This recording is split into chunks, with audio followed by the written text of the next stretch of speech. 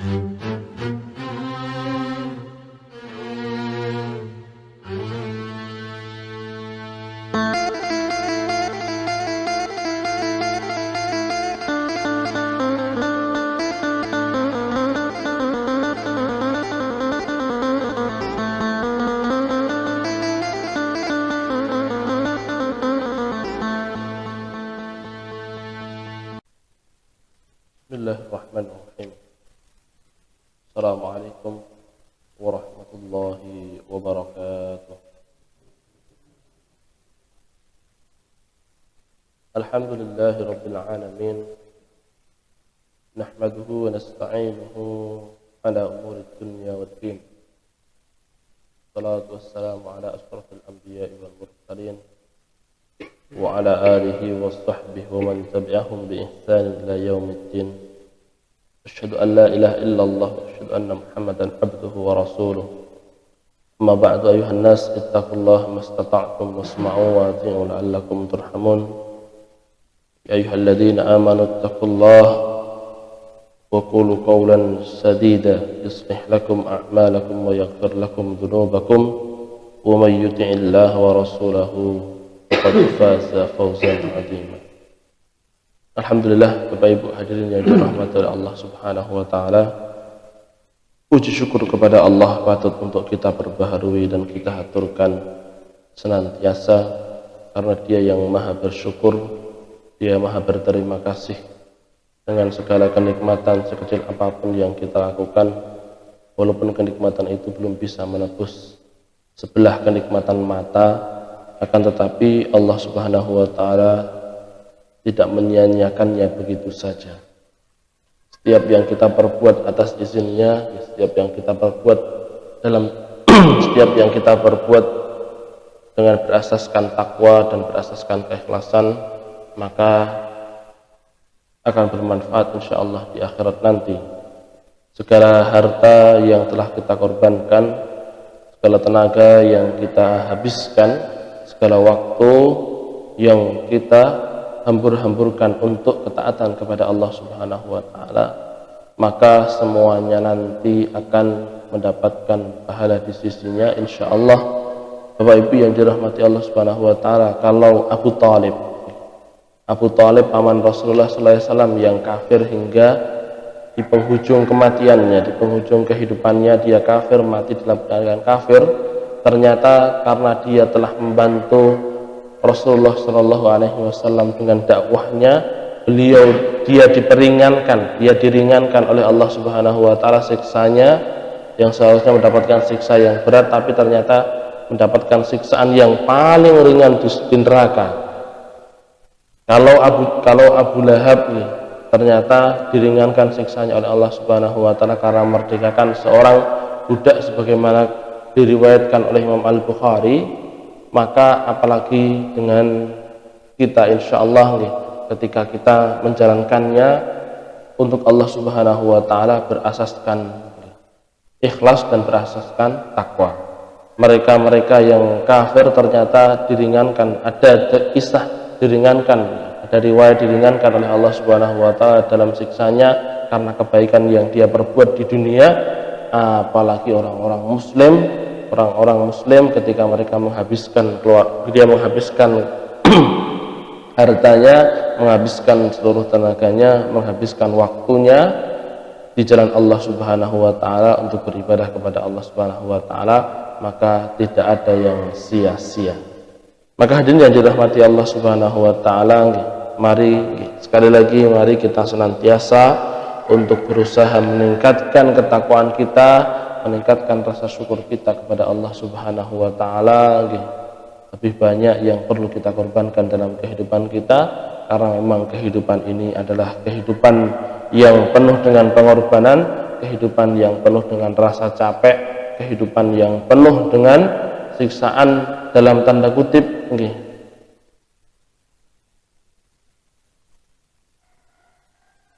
penjara dan belenggu-belenggu yang Allah tetapkan atas kita supaya kita capek di dunia ini, akan tetapi bisa merasakan kenikmatan surgawi langsung setelah peninggalnya kita, sebagaimana ketika kita ya, sangat merindukan seteguk air ketika kita sedang berpuasa, maka ketika sudah mencapai saatnya kita untuk berbuka, seteguk air yang biasa kita minum itu rasanya biasa, tapi begitu nikmat ketika kita rasakan kala berbuka.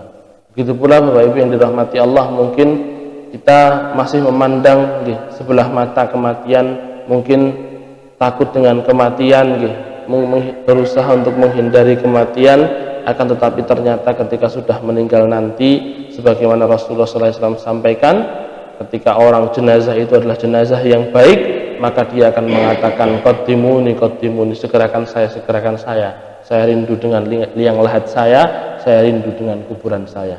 Padahal mungkin ketika kita di masa hidup pun berusaha untuk menghindari kuburan, akan tetapi nanti setelah kita meninggal, kita akan berusaha untuk mengatakan kepada orang-orang yang membawa kita untuk menyegerakan kita masuk ke dalam kuburan, karena disitulah tempat terbaik kita, disitulah tempat kembalinya kita, tempat kita beristirahat, tidak lagi merasa capek di dunia ini.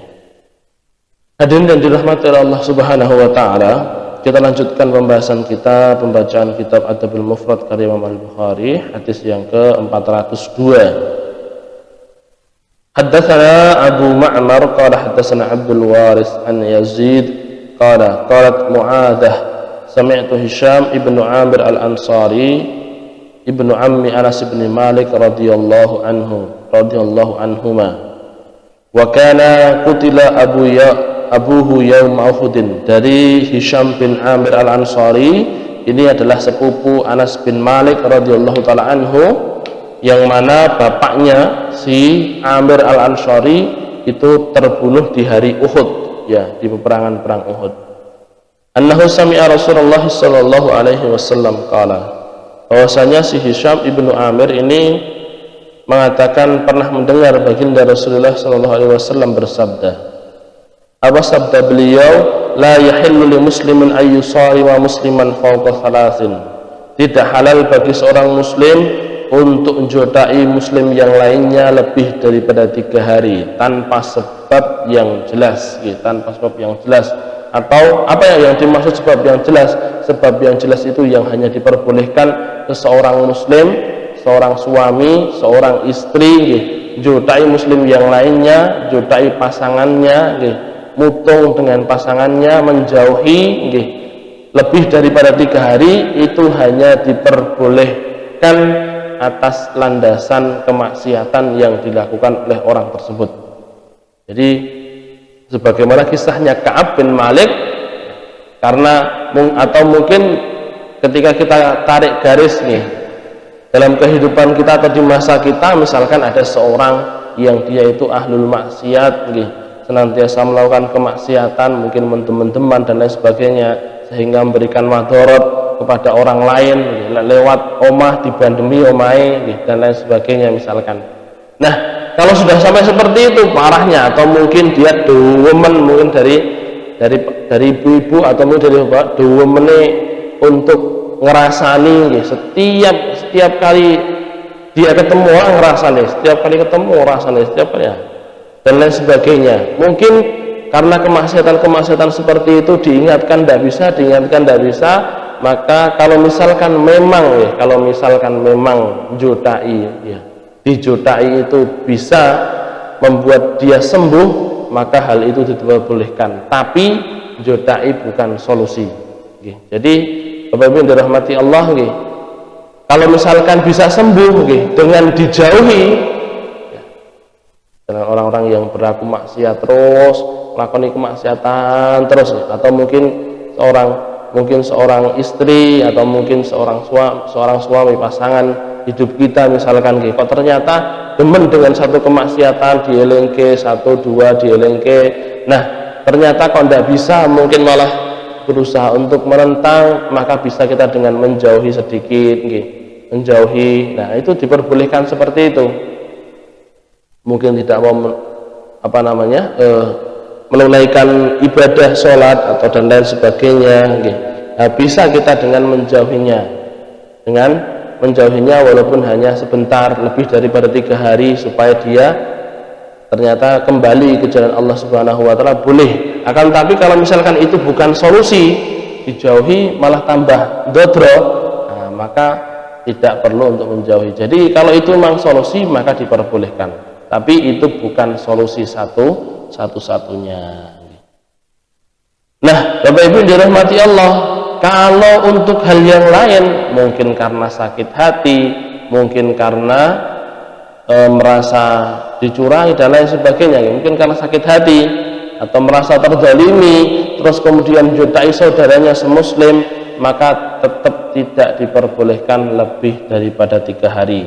3 hari itu sudah mentok, lebih daripada itu tidak diperbolehkan. Dan Rasulullah SAW memberikan satu ancaman yang tegas di sini. Fa innahuma nakibani 'anil haqqi ma dama 'ala siramihima. Selagi keduanya itu masih jutaan, selagi keduanya itu masih berjauhan, selagi keduanya masih tidak mau ngomong satu dengan yang lainnya, selagi keduanya itu kok masih dalam masa-masa seperti itu lebih daripada 3 hari, maka keduanya sudah mulai keluar dari kebenaran. Apa yang dimaksud dengan keluar dari kebenaran? Nanti disampaikan oleh Rasulullah SAW. Wa inna awwalahuma fai'an yakunu kafaratan anhu sabquhu bil fai'i. Di antara keduanya yang paling pertama kali menyapa, yang paling pertama kali mengucapkan salam, maka itulah yang terbaik. Yang mengawali untuk mengucapkan salam, maka orang yang mengawali itu perbuatannya menjadi kafarah atas dosa yang dia lakukan dalam masa-masa juta itu tadi. Misalkan ada 2 orang, 3 hari jutaan, 3 hari saling berjauhan, mungkin karena rasa sakit yang ada dalam hatinya, mungkin karena dicurangi atau mungkin karena didolimi, loro-loro, akhirnya kemudian tidak mau ngomong satu dengan yang lain, saling menghindar satu dengan yang lain. Nah, selama masih dalam 3 hari, maka itu rukhsah dari Allah Subhanahu wa Ta'ala, masih diperbolehkan. Tapi kalau sudah lebih daripada 3 hari, hari keempat, hari kelima, hari keenam, maka ketika keduanya itu masih keadaannya seperti itu, masih membelakangi, masih tidak mau ngomong, tidak mau dalam satu majelis dan lain sebagainya, maka masih dalam keadaan, ketika keduanya masih dalam keadaan seperti itu, keduanya dalam keadaan yang buruk, Nanti Rasul sampai mengatakan, kalau mati dalam keadaan seperti itu, wa in mata ala siramihima lam yadkhulal jannah jami'an abadan. Kalau dalam keadaan seperti itu keduanya jutaan satu dengan yang lainnya lebih daripada 3 hari, kok mati kok jutaan, maka semuanya, dua-duanya tidak masuk surga selama-lamanya. Apa yang dimaksud tidak masuk surga selama-lamanya? Ternyata banyak penafsiran di sana, Bapak Ibu yang dirahmati Allah. Ya. Setidaknya ada 2 penafsiran yang disampaikan oleh para ulama. Yang pertama, tidak masuk surga selama-lamanya ketika keduanya membolehkan hal ini.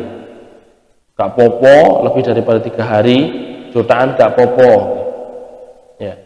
Orang seperti dia dijutai wae. Padahal mungkin karena hanya rasa sakit hati, mungkin dicurangi dan lain sebagainya, ya, bukan karena kemaksiatan yang dilakukan terus menerus, ya, tapi karena rasa sakit hati.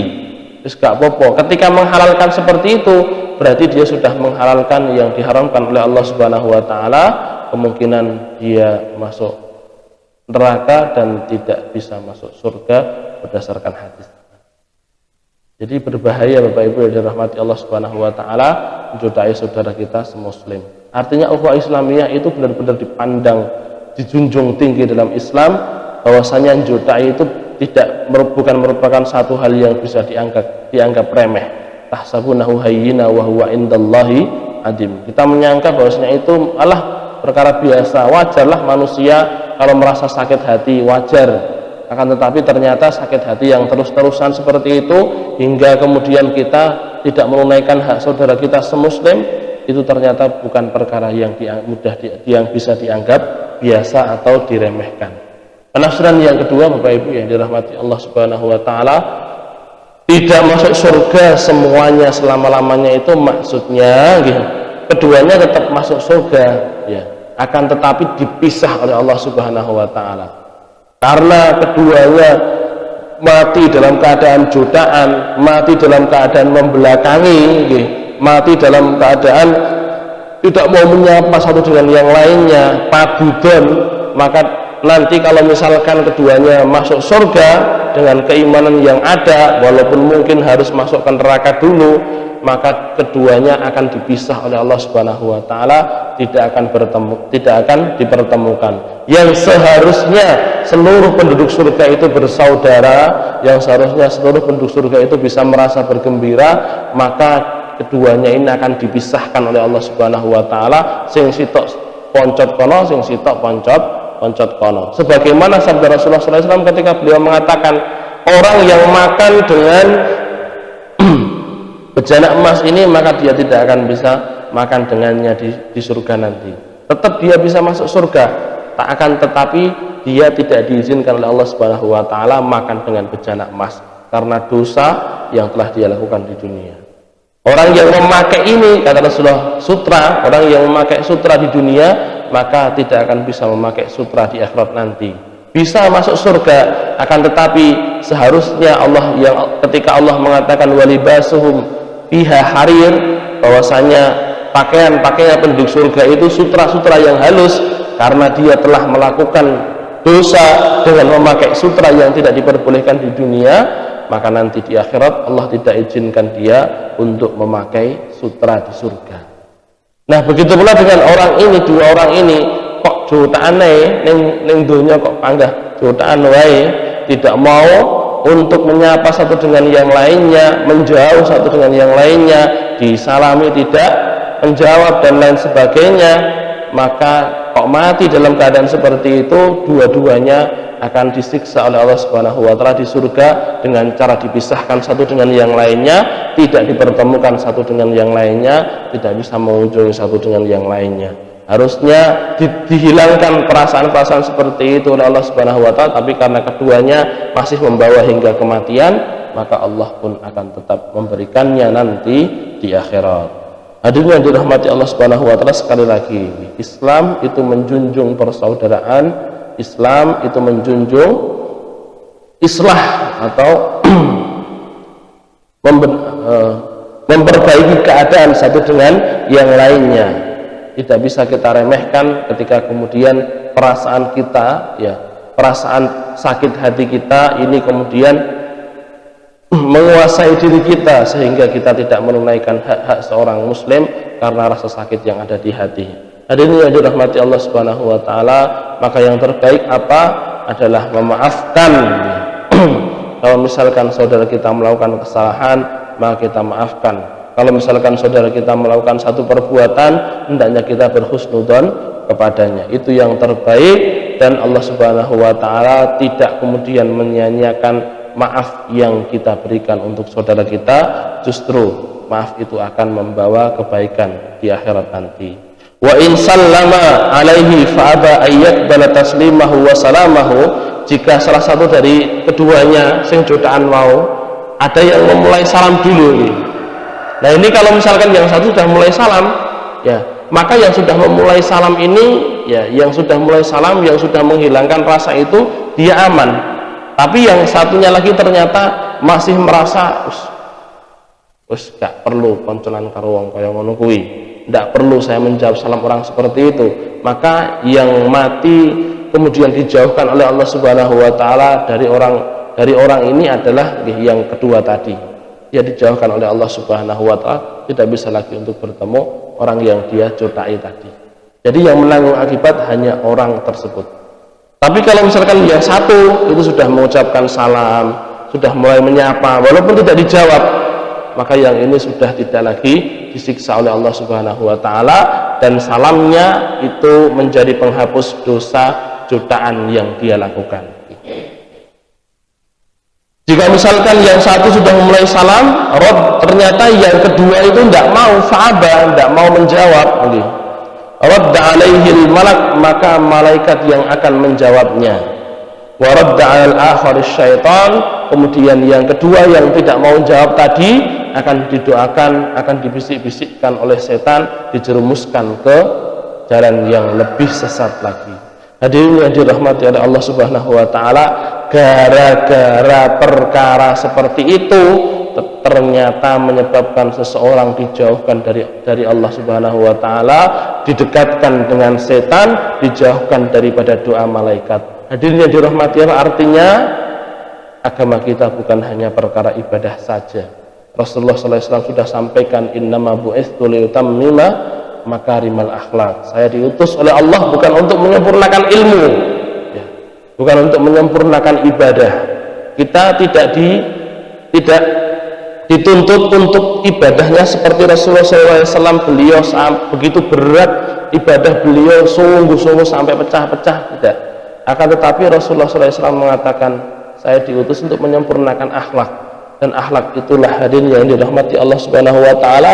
Dalam riwayat Imam At-Tirmidzi, aktsaru ma yudkhilul jannah, yang paling banyak menyebabkan seorang masuk surga itu adalah akhlakul karimah, akhlak yang mulia. Sebaliknya, ketika seorang wanita datang kepada Rasulullah SAW, ya Rasul, tetangga saya itu loh, si fulanah, ya sholatnya baik, puasanya baik, akan tetapi dia mengganggu tetangganya, dia mencaci tetangganya. Bagaimana itu Rasulullah? Rasul mengatakan, dia finnari, dia berada dalam neraka. Hadirin yang dirahmati Allah Subhanahu wa taala, masing-masing punya hak. Allah punya hak, tetangga kita punya hak, manusia punya hak, orang tua kita punya hak, hewan yang kita pelihara punya hak, kendaraan yang kita tumpangi punya hak, dan semuanya yang berkaitan dengan kehidupan kita punya hak. Maka Rasul mengatakan kepada Abdullah ibnu Amr bin As, tunaikan setiap segala sesuatu, setiap orang, ya, tunaikan setiap semuanya hak-haknya, karena hak itu yang nanti akan dimintai pertanggungjawaban di hadapan Allah Subhanahu wa taala, karena menjadi kewajiban kita yang belum tertunaikan. Itu mungkin yang saya sampaikan pada pertemuan kali ini. Aku qouli hadza, astaghfirullah li wa lakum, walhamdulillahirabbil alamin. Rabbana taqabbal minna innaka antas samiul alim wa tub alaina innaka antat tawwabur rahim. Wa sallallahu wa sallim wa barik ala Muhammad wa ali Muhammad, walhamdulillahirabbil alamin. Assalamualaikum warahmatullahi wabarakatuh.